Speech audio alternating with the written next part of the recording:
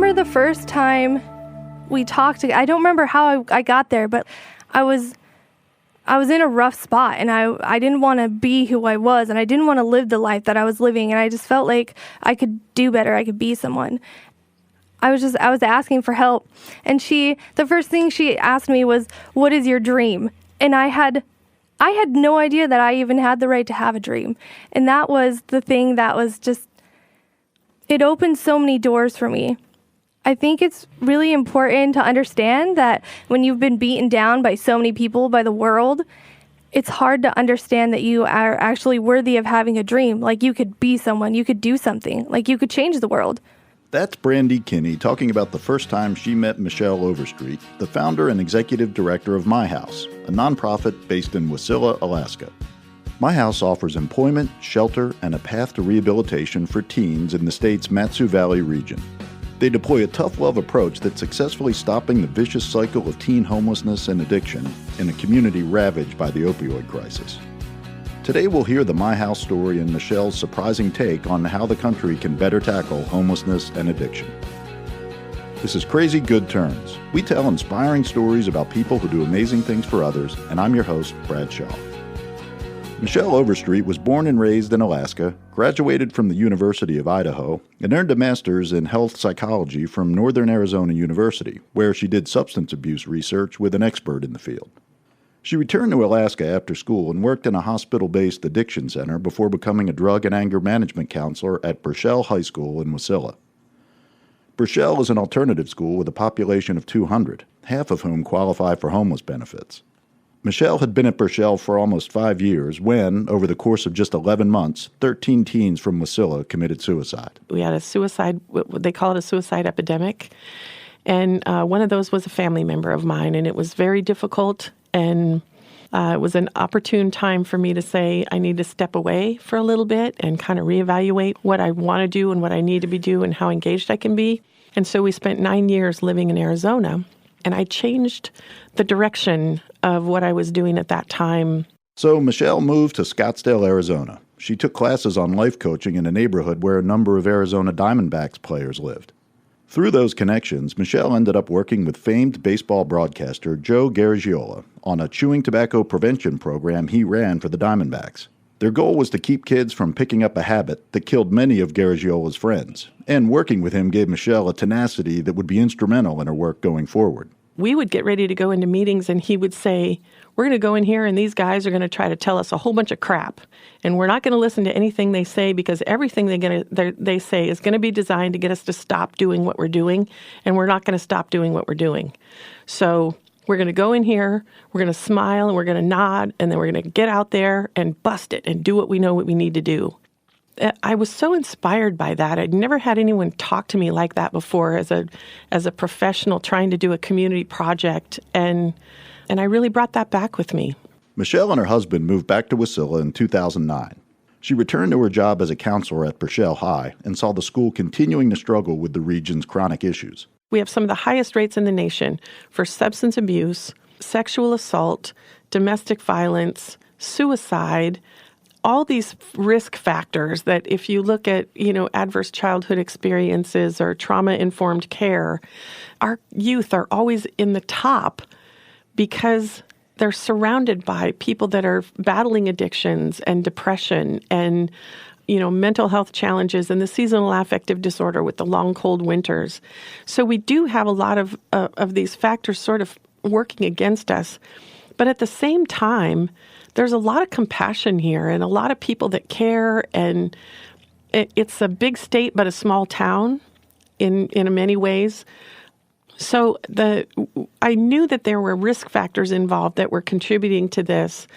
The pieces that I really didn't know until I came back from Arizona were that the local homeless shelter was really a housing facility for OCS, or Child Protective Services, and Division of Juvenile Justice kids. They weren't taking kids that were from this local high school or kids just off the street. So it really wasn't functioning in our community as a homeless shelter. And there were no other services available. So here's this little alternative school with 200 kids in it trying to make resources of food and clothing and showers and laundry services for homeless kids when really that's not a school function. Late one afternoon, Michelle's path crossed with a teen whose situation would deepen her sense of powerlessness in the community, but it would also galvanize her commitment to be an agent for change. It just happened to be the particular kid was a kid that was half black and half white, and I always felt like he didn't fit in. And he was real soft-hearted and kind, and there was a sense of anguish about him that really captured my heart. And it was 23 below zero, and the wind was blowing, and he had a really junky car, which is why he wouldn't go to the closest shelter, which is Covenant House in Anchorage, about 50 miles away. He was afraid his car wouldn't make it. And so the idea was that if I could give him a gas card and a sleeping bag, he would just sleep in his car. And I just left there feeling so crummy about that. I just, I'm thinking about my girlfriends. I have this amazing group of girlfriends, and my first thought was, what if I called them and said, this was my big idea? I gave them a gas card and a sleeping bag. And I felt embarrassed about that to start with. And then the second thought that I had was like, really? That's the best we can do in this community? That's what we got? There has to be something better than this. And so that was really sort of the moment where I thought, man, if I don't do something, nothing is ever going to change. So can you tell me how that inspiration turned into the realization of actually founding My House and kind of what the steps were in getting there? There were two really critical things that happened, and the first one was that I wasn't sleeping. And my husband got up in the middle of the night one night and said, okay, what do we need to do? Because nobody's getting any sleep around here, and this is really bothering you.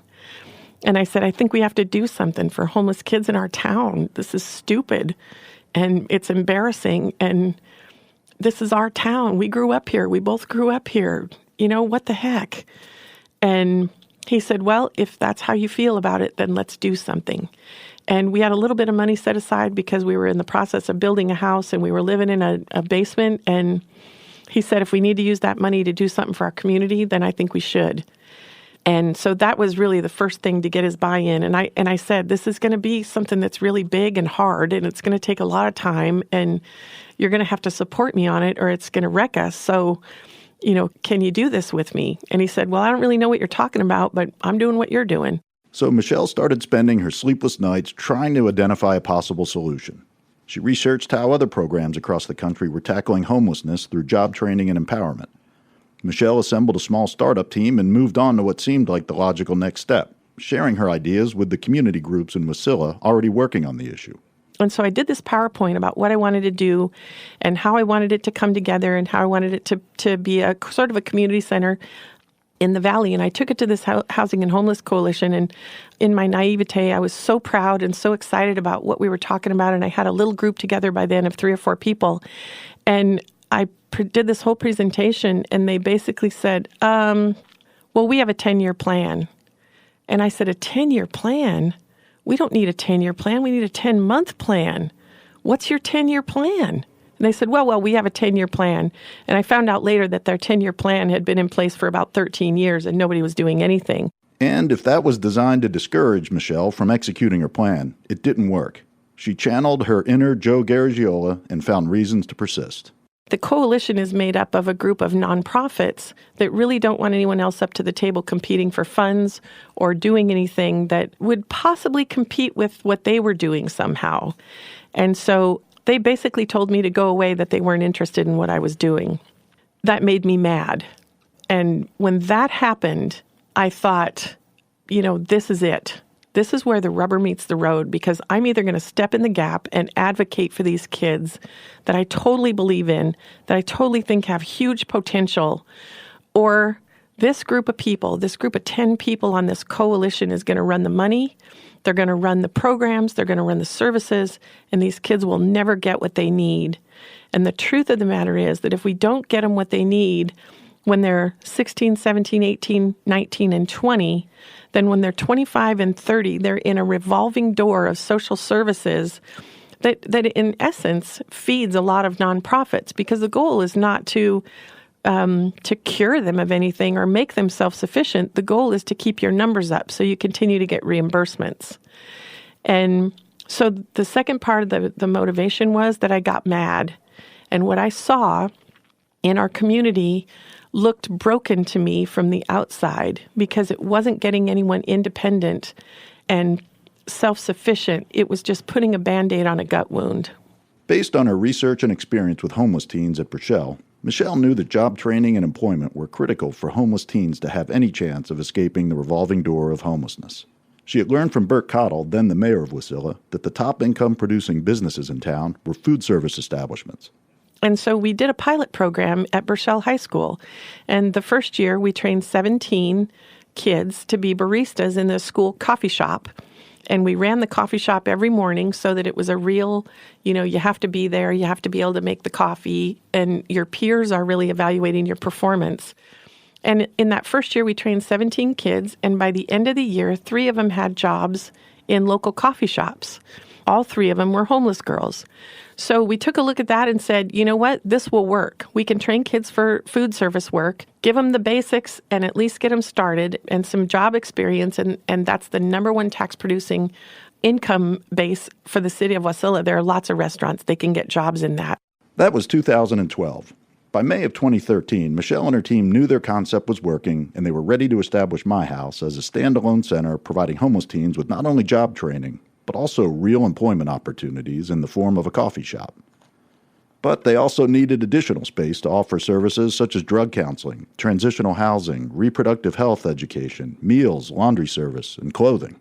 We were looking for a building at that time, and the mayor of Wasilla, Burt Cottle, came and said, I think I have a building for you. And this is where I feel like God kind of enters into the picture, because we walked into this old electrical warehouse, right? 5,000 square foot building with ratty indoor-outdoor carpet on the floors and forklift tracks and, fluorescent lighting and the whole thing. And the kid that had been running the coffee shop at Burchell walked in, and there was a corner that had windows in it, and he walked in and said, oh, we should build a coffee shop right here. The light comes in. This would be awesome. This would be perfect. And I got jelly-legged, and I was like, oh my gosh, these kids are in. They get it. They get what we're doing. They like what we're doing. This is doable. Michelle invested $90,000 to renovate the warehouse. Its centerpiece, a coffee shop called Gathering Grounds, fully staffed by teens working their way out of homelessness. And so part of the vision was that when a homeless kid comes in the door, they're greeted by another homeless kid behind a counter, and it smells like coffee and cookies in there. And they say, hey, how are you today? And that it feels completely different than anything they've ever experienced as a homeless kid, and changes the game for them to be able to engage in case management and accepting support and help and more structure in their life than maybe what they've been living under, and really opportunities to accomplish great things. Michelle says that the demands and obstacles in a homeless teen's life make it difficult to keep a steady job.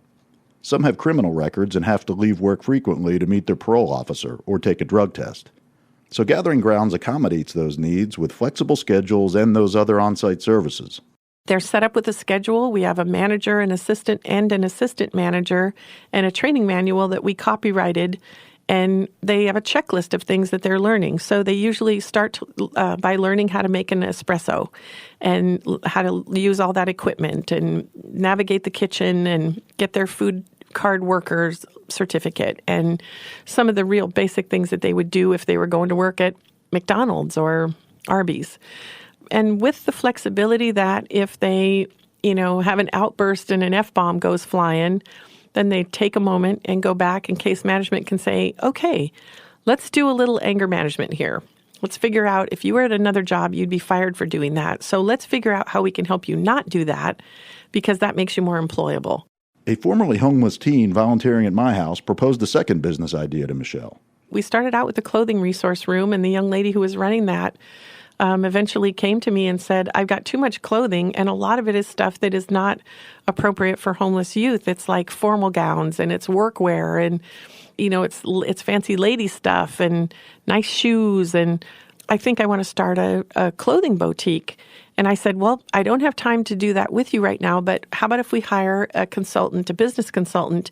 You guys write a business plan. We'll run it by the board and see what they say. So she actually sat down, and that was a girl that had been volunteering with us since she was 14, and she was like 20 at the time. She sat down with this business planner, and they wrote out the plan for this boutique. And in order to make it unique and creative and offer our clients that are really artistic an opportunity to do something with that creativity at work, they decided on the steampunk theme. Today, Gathering Grounds and Steam Driven, the steampunk clothing boutique at my house, employ around 20 homeless teens at any given time before they move on to other jobs. My house has more than 350 teens currently using its services, a big number for a community of less than 10,000. The facility also has 5 beds for women and 5 for men, but it's not a typical homeless shelter. And by the way, our housing, you have 30 days to get a job, and everybody who lives there pays rent. It's not free. It's transitional housing. There is no free housing. If I put them in free housing, then when they leave my housing to go to housing where they have to pay, and they decide that they're going to go on a bender and spend all their money on alcohol or drugs, and they don't pay their rent, they go back to living in a tent because they're accustomed to not paying rent instead of paying rent. So it's part of a treatment package where you're saying the reality is that if you want a bed to sleep in at night and you want to be warm in the winter, you can't go out and party all your rent money away. You've got to pay rent, and there's no free lunch.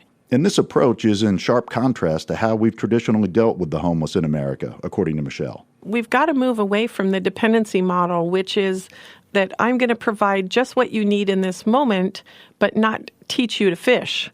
In the past, agencies and organizations, and particularly nonprofits, collect money for every time they come in the door. And I'm going to be demonized for this, but that's okay. Putting some limits on reimbursements for clients that continue to utilize the revolving door and never get better, that never improve their lot, that never improve their situation. In a relapse situation for substance abuse, going back and resetting their clean date and starting over is progress. But continuing to come in the door with no progress in a continual state of relapse is not. Continuing to be homeless and live on the street and never engaging in a job training program, never completing high school or a GED, never learning any skills or tools that would get you off the street. As an organization, if we continue to be reimbursed for helping someone live on the street, there's no incentive for them to get off the street. I think we have to change the way that we fund nonprofits. We have to stop rewarding failure. Michelle's equally outspoken about the state and local bureaucracies tasked with helping solve the homeless problem, as illustrated by her experience with Brandy. When the two first met in 2014, Brandy was 17, homeless, and pregnant. One of the most frustrating things in working with Brandy early on was that I took her to an Alaska housing office and said, we need to sign her up for subsidized housing. She's got to get into a situation that's stable, where she can be safe, where her baby can be safe. And they said, oh, yeah, we're happy to sign you up, and the wait's going to be 4 years. And I said, 4 years? Are you kidding? I can have her a college degree in 4 years. She doesn't need housing in 4 years. She needs housing right now. And they said, well, that's what we got. Again, in the journey of building the My House project, that was another motivating factor, looking around and going, are you kidding me? No wonder we have all these kids that as teenagers get picked up by pimps and drug dealers and end up living in trap houses because they're waiting 4 years for help with housing. Brandy went to work at the cafe as a barista, then went on to a full-time job at a local bank. She's now Michelle's administrative assistant at My House. And in April of this year, she finished an associate's degree, or close to an associate's degree, and got her pharmaceutical certificate. And in that same month, Alaska Housing called and said, oh, your housing came available. And she came to work and said, I got to tell them, I don't need your housing. I have a job and I can pay for housing. I graduated as a super senior, and my graduation photo I think it's super cute because I'm in my gown and my cap, and I have my daughter. She's 1 year old in the picture. Well, she was a few months old, almost 1. It was just like that was my senior picture. It was inspirational to me because I know that if I died today and my daughter, when she grows up, she could look back and say, hey, my mom decided she wasn't going to live on welfare and wasn't going to be a no one. She made that choice to be someone and to make the right decisions for me. Brandy, what are some of the common misconceptions that people have about homeless teens based on your own experience? The one thing that people have this misconception that kids choose to be homeless, and I think that's dumb. Who is going to choose that they want to live in a tent in the freezing cold winter? That's not a choice. There are almost all the time, they are walking away from a destructive household. Either their parents have addiction, which I know what it's like to live in that situation, and it's not healthy. When sleeping outside in a tent or sleeping in your truck or couch surfing on random strangers' houses is a better alternative than going home, there's clearly an issue in the house. It's a choice to walk away from that, but it's a choice to improve yourself. It's not a choice to live in a tent. That's not what I want. I don't want to be that person. I want to be away from the hurt and the pain and the yelling and the screaming and the drugs and all the craziness. And she is, thanks to Michelle and My House. For our listeners who want to find a way to do more for others and give back, what would you tell them to do? Find a place where you fit in your community, and an effort that touches your heart makes you feel like a better person. We all have a better person inside us, and we can do things in our community that better our community as a result of that. And I think you just have to start somewhere. Just pick somewhere to start. And if it's not the right spot to start, then just keep looking until you find a fit. I know not everybody can do a project like this that's just a big giant thing that you do, but sometimes the little things you do for someone in need are just as big as an organization on the corner. One person can make a difference, and everyone should try. I'm Brad Shaw, and thanks for listening to this episode of Crazy Good Turns. Go to crazygoodturns.org to learn more about or donate to My House. You can also submit your ideas for extraordinary people or organizations we should feature. And stay connected with us between episodes by following us on Facebook and Twitter. This season, we're excited to announce that we're giving a $50,000 grant to the nonprofit that does the most to creatively spread their Crazy Good Turn story, a virtuous and self-reinforcing circle of gratitude. We'll announce the grant recipient at the end of this season. Crazy Good Turns is audio engineered by Stephen Keith. Music supervision and mixing by Score in Los Angeles. Research and editing by Martine Chaussard, and a special thanks to Megan Baser. I'm a single mom, I'm a college graduate, and I have a dream, and I'm accomplishing things. Like I'm not a drug addict, I'm not homeless, I'm not a destructive member of society. And I get to inspire my peers, which is really great because they look at me and they're like, some of the things I tell them, they can't even believe it. Like, that's where I came from.